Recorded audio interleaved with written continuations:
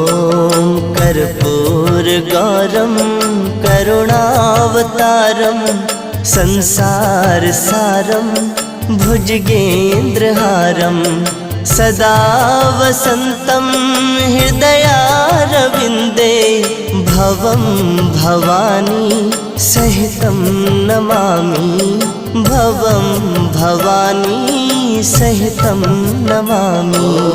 कर्पूरगौरं करुणावतारं संसारसारं